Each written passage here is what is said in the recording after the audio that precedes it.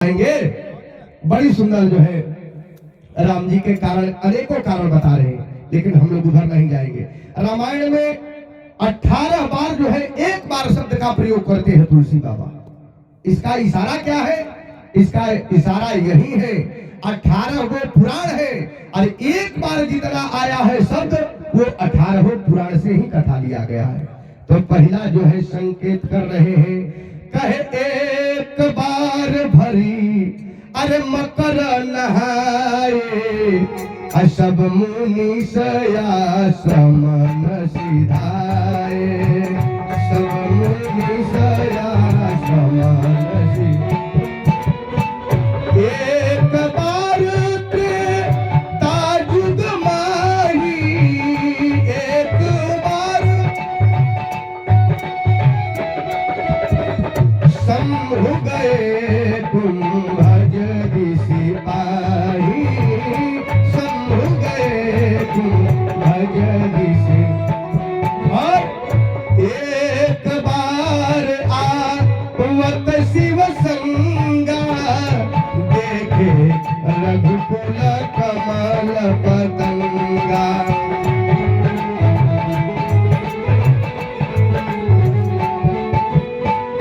एक बार कर तल कर बीना, एक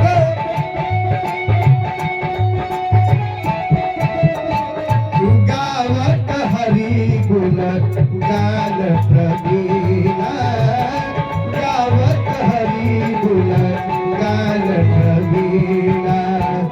एक बार कुबेर पर धावा, एक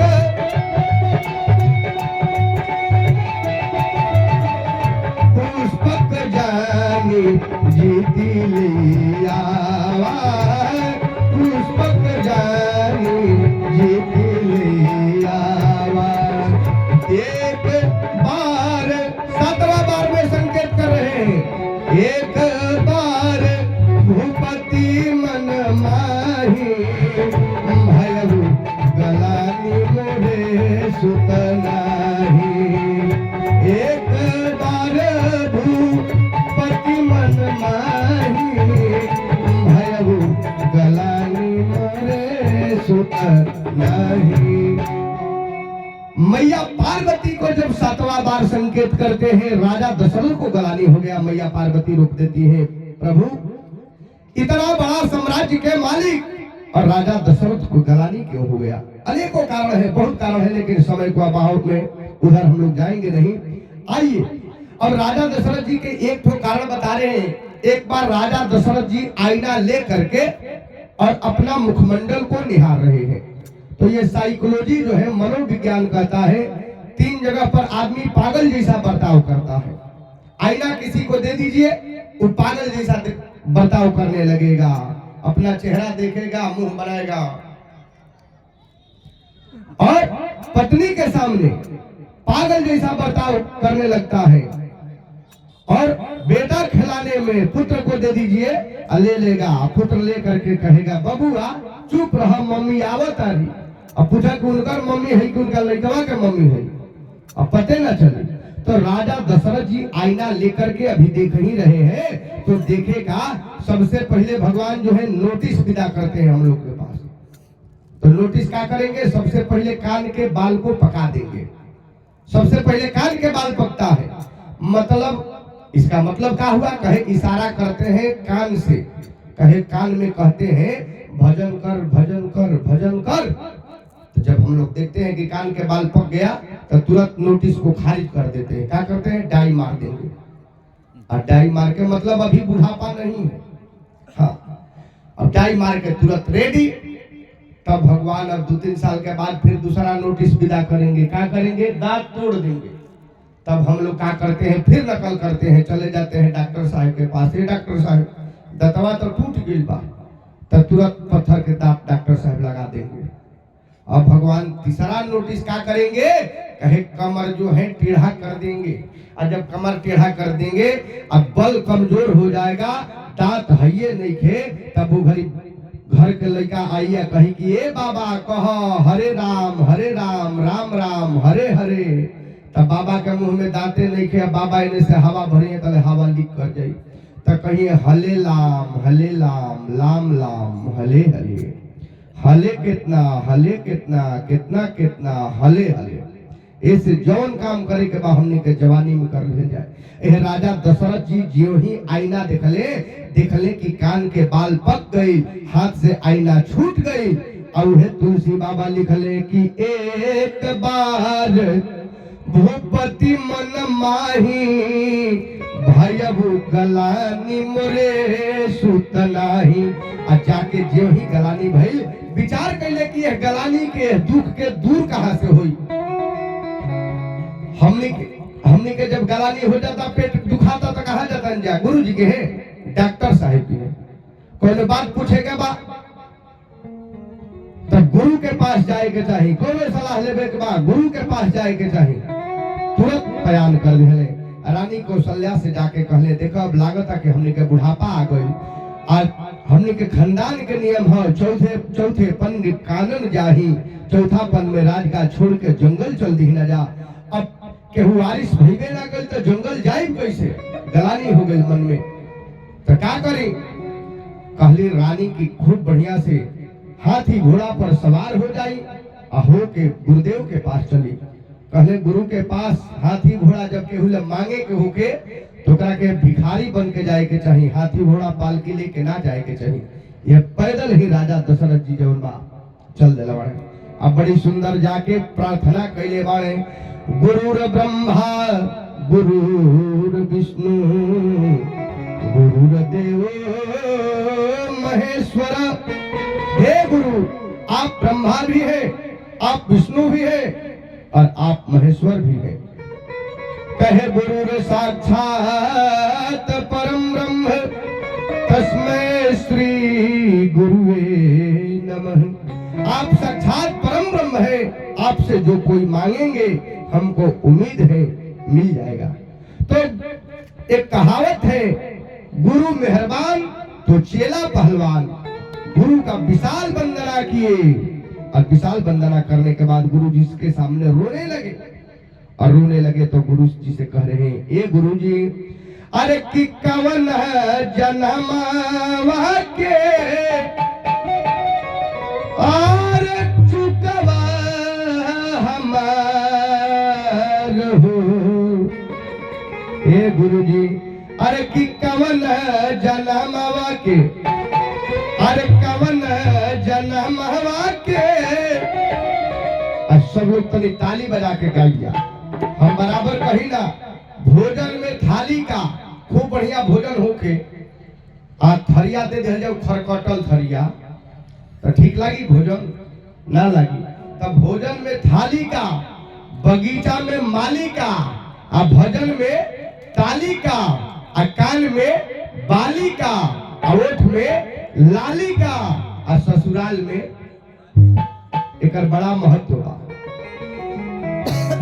हाँ, राम जी के जब गाड़ी गावे का भल तब लिखल मामा जी के पद कि जरा गाली सुनाओ रे सहेलिया। तो जब तक से साली ना रही तो गाड़ी सुने वाला नहीं खन जीजा जी। इस सब लोग प्रेम के साथ ताली बजा के, अरे कि कवन है जन्मवा के आरे चुकवा हमार गुरुजी बोली ना, गुरुजी बोली ना। सब लोग ताली बजा के कि गोलल ना बिना सुना लागे संसार, गोलल ना बिना सुना लागे सना।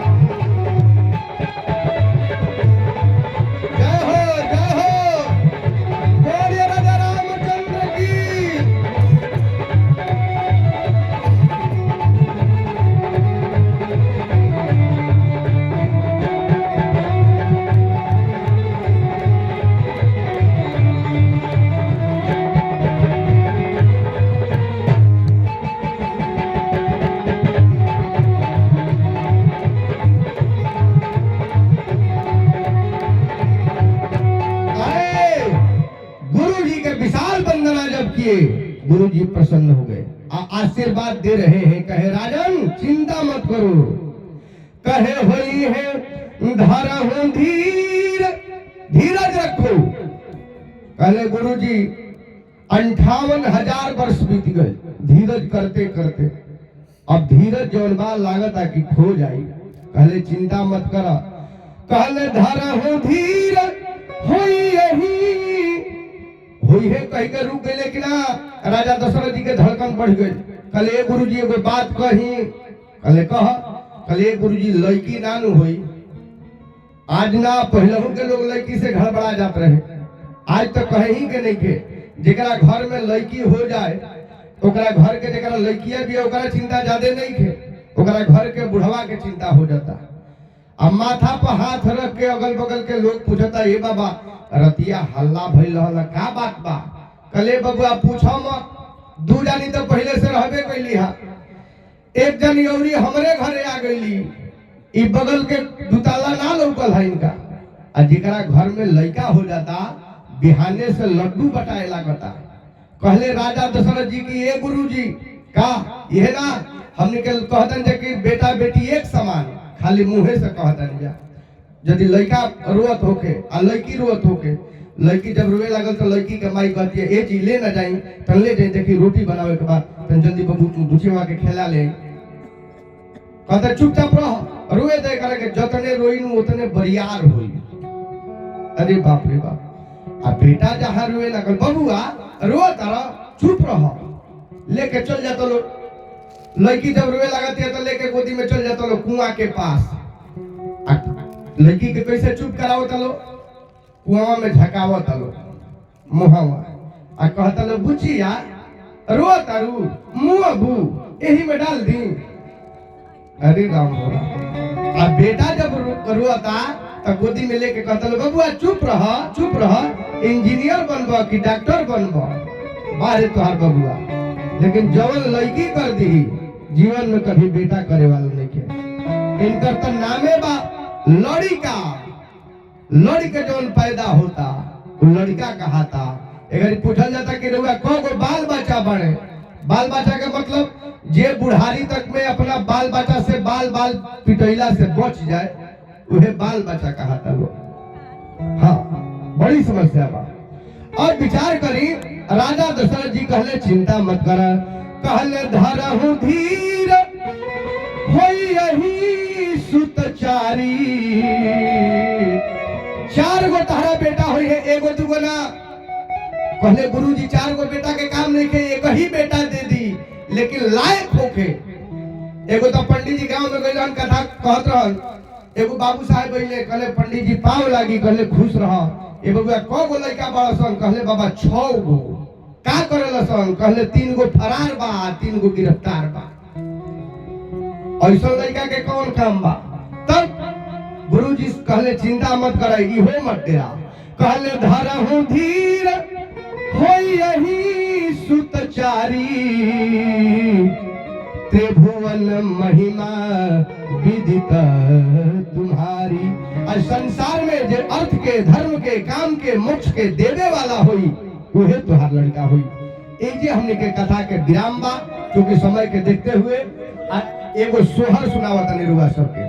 हाँ कल है कथा के आगे बढ़ावल जाई, लेकिन सोहर एगो बोली में महाराज जी आवत नहीं अभी आई तब तोरे बोलल कर। हाँ अच्छा तो हम क्या बता दिया भैया। अब हमरा एगो सोहर के टाइम निकाले के बोलिए शंकर भगवान की। तब कहले गुरु जी की राजा दशरथ जी पूछले महाराज एकरा खातिर करे के का बा। कहले एकरा खातिर एगो दयाराम बाबा के पकड़े के पड़ी, अब पकड़ के एगो यज्ञ करावे के पड़ी। तो यज्ञ करावे खातिर कहां से साधु लेवे के पड़ी। कहले कि बिना बिहार के साधु के यज्ञ से बेटा पैदा ना हो। यदि बेटा करावे को होके तो बिहार चल जा। ले बिहार में का विशेषता बा। कहले बिहार के यदि अंग्रेजी में लिखल जाई तो 5 गो अक्षर लगी, BIHAR। आ यही पर हमनी के देश के नाम पड़ल बा। हमनी के देश के नाम कई गो बा, 5 गो बा। BIHAR बिहार, B से भारत, I से इंडिया, H से हिंदुस्तान, A से आर्यावर्त, R से रेवाखंड। और जितना मोबाइल में सिम चलता खाली बिहारे के नाम से चलता। B से BSNL, I से आइडिया, H से हच, A से एयरटेल, R से रिलायंस। रामायण में लिखल बा मंगल भवन अमंगल हारी द्रवहु से दशरथ अजीर।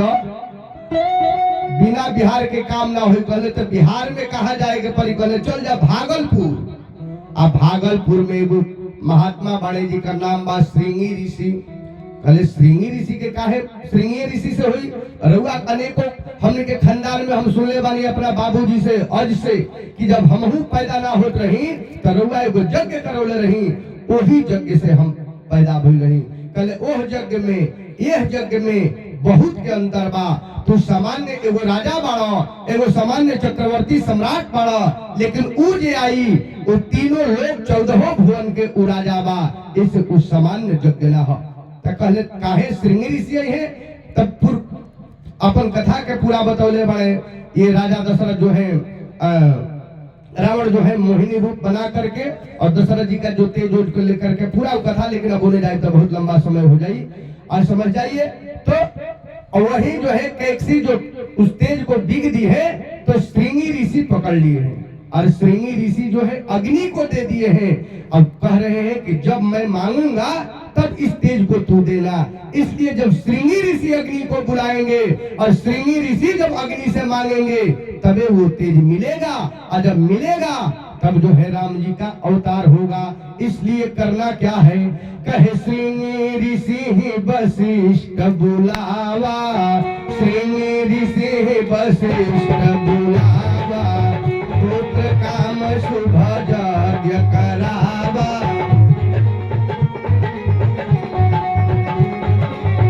श्रृंगी ऋषि वशिष्ठ बुलावा,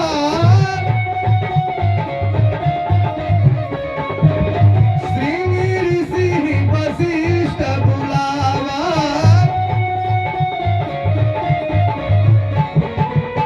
पुत्र काम शुभ यज्ञ करावा।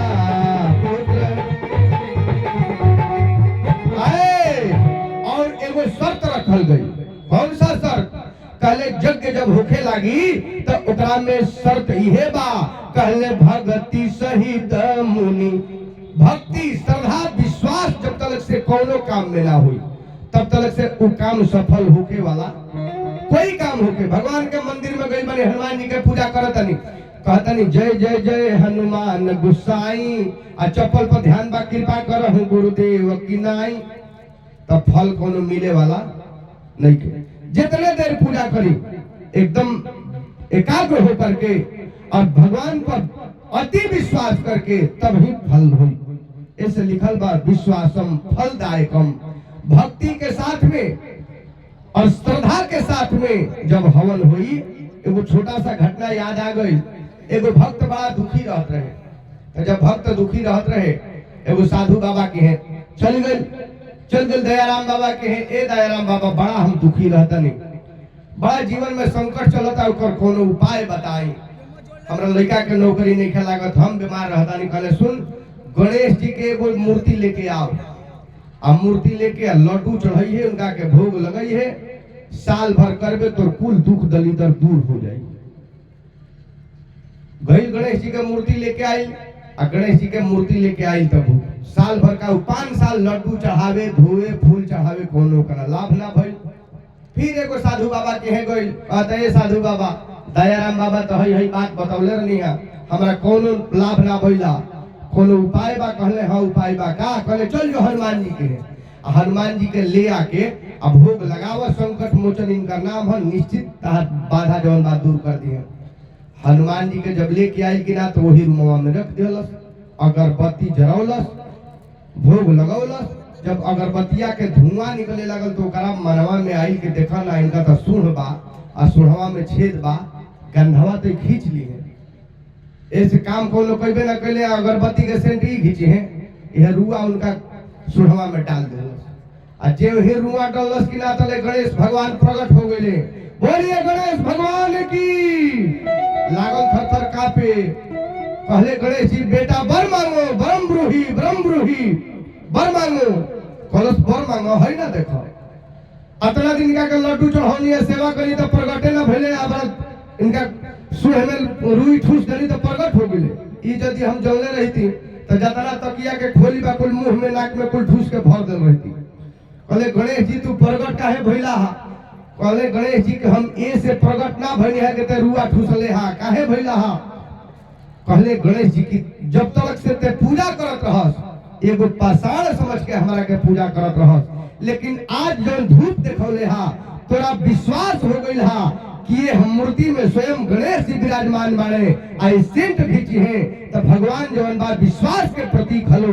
जेकरा जीवन में श्रद्धा आ गई, जेकरा जीवन में विश्वास आ गई, निश्चित होगा घर में परमात्मा के वास हो जाला, निश्चित होगा घर में परमात्मा के वास हो जाला।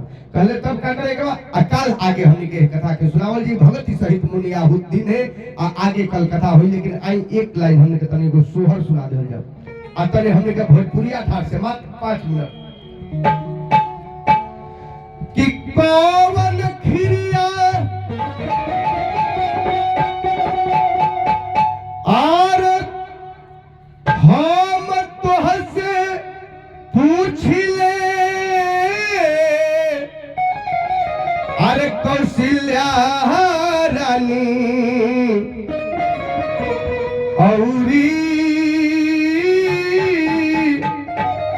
अरे सुमित्रा रानी हो रानी। ये हमने का भोजपुरी विधा के सोहर है खाली एक लाइन। अरे पिय रानी अरे कवन बरत ऐसन कैलू अतनी कहू है तन झाल बनाओ तो तन बजा दी। अरे कि सुभर फल पैलू हो ए रानी कवन बरत ऐसन कैलू सुंदर फल पैलू हो ए रानी कवन बरत ऐसन कैलू सुंदर फल।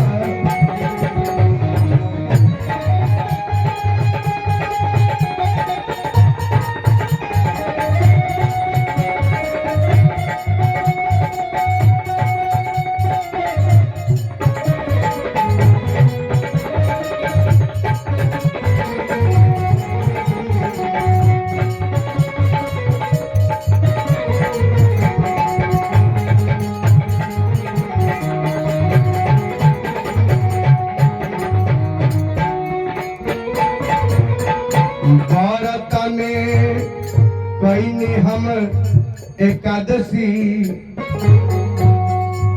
एकादशी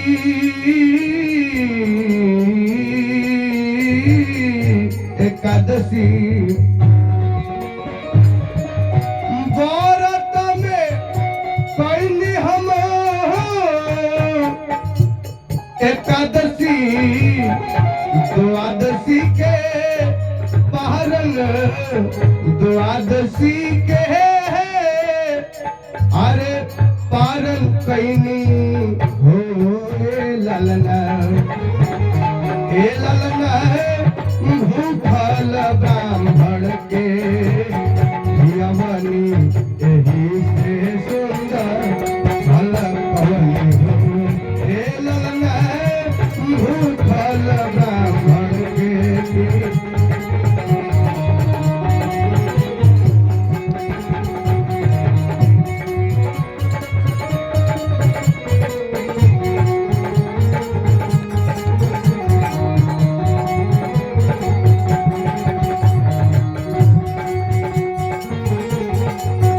भैया के तरफ से राम जी के सोहर में 101 रुपया के दान बा। 1 साल में घरे सर्दी खोखी बुखार कुछ ना हो। ए ललना भूखल ब्राह्मण के अवनी एही से सुंदर फल पवनी हो।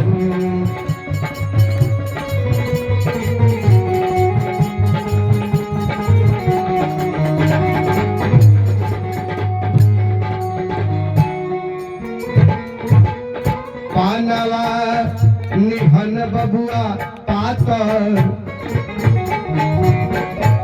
पानवा निहन बबुआ पातर पानवा निहन बबुआ अरे पातर कसैली ऐसन झूरहू रहुए ललना पानवा निहन बबुआ पातर कसैली ऐसन झूरहू कसैली ऐसन झूरहू रहुए ललना। रुक जा भैया, देखिए हमने के चौगुन ठाट से कैसे गाओ जाला, खाली लास्ट 1 मिनट। ए ललना अरे फुलवा निहन सुका वार एही से। देखिए माता जी के तरफ से सोहर में 100 रुपया के दान, खूब दिन दुला रात चौगुना, भगवान की कृपा ही तरीका से रुआ सबको बरसत रहे। अरे किए ललना अरे फुलवा निहन सुका वार एही से ऐसन फल पवनी हो। ए ललना फुलवा निहन सुका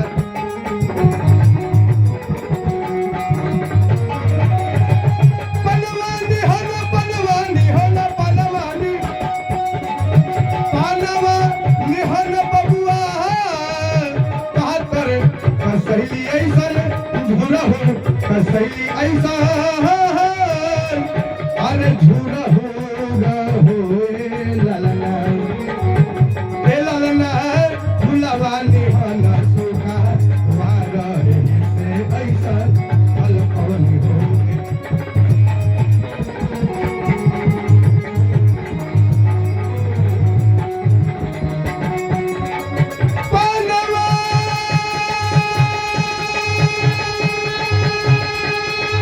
निहन बबुआ पातर पनवा निहन पनवा निहन पनवा हाँ पनवा। देखिए हमारे आदरणीय दयाशंकर बाबा के तरफ से भी बहुत बहुत दान, सबके बार बार प्रणाम। पनवा निहन बबुआ अरे पातर कसैली ऐसन झूरहू रहुए ललना। ए ललना फुलवा निहन सुखा वार एही से ऐसन फल पवनी हो।